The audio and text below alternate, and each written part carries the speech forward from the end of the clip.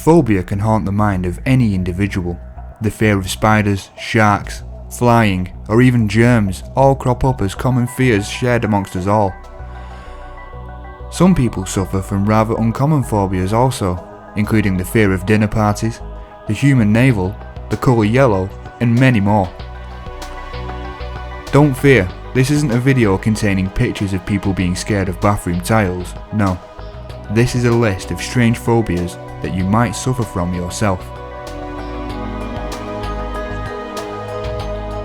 Let's kick off with a classic, coulrophobia, the fear of clowns.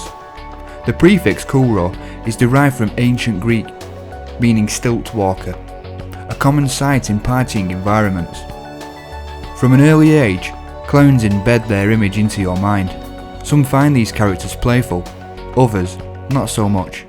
Yet the science behind coulrophobia is fascinating. The exaggerated features of a clown, the large hands, feet, nose and lips confuse the mind.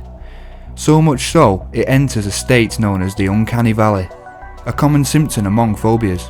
The uncanny valley is a state of mind one can enter when looking at an object that looks and moves but not exactly like a human being.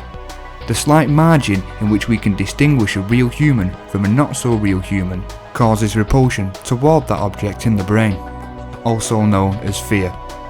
So as a clown may look friendly, your subconscious is telling you that something isn't quite right. This takes us on to number 4.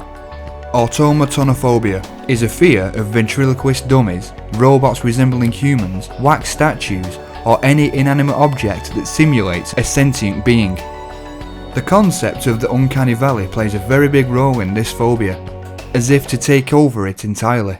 The forlorn expression combined with a humanoid presence can cause symptoms which include heart palpitations, panic attacks, nausea, and even insomnia. This fear has some uses however. Horror films, books, and even video games such as Five Nights at Freddy's play on the uncanny valley concept to give you the chills.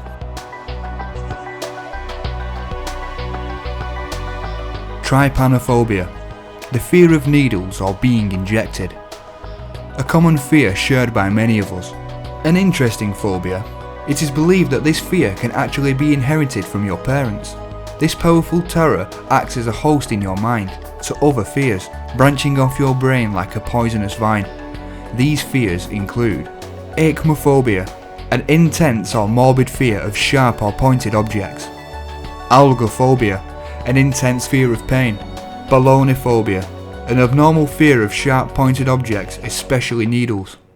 Anetophobia, a fear of pins. Vaccinophobia, a fear of vaccines and vaccinations. There is something about the image of skin bending to breaking point, moments away from puncture, that creates an unsettling feeling inside you. Trypophobia. This fear has spiraled from being an unknown ailment to a fully acknowledged clinical phobia. Trypophobia is the fear of irregular patterns of holes. But what causes this seemingly irrational horror? Using extensive data, Arnold Wilkins and Jeff Cole of the University of Essex Centre for Brain Science concluded that images or objects containing holes created an unconscious reflex reaction based on a primitive portion of the brain that associates the image or object with something dangerous. It is believed that this reaction is a biological revulsion, meaning we are born with this reaction embedded in our brains.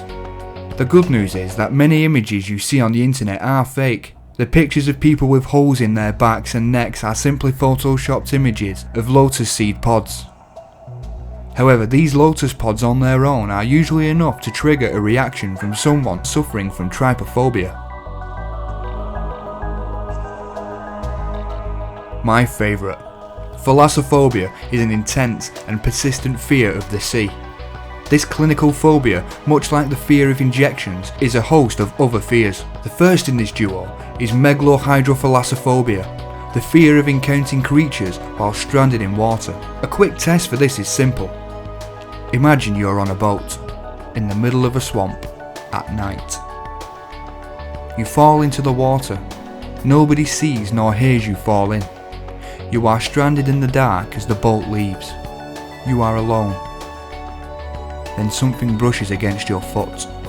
If you feel unnerved by that thought alone, you may have megalohydrophalassophobia. The second is submechanophobia, the fear of large man-made objects submerged in deep water. This may sound very specific, but it is a rather useful fear to have. Images such as these strike fear into people suffering from submechanophobia. However, it is all instinctual, as the primitive parts of our brains associate this with this. This fear expands into submerged structures being viewed from underwater.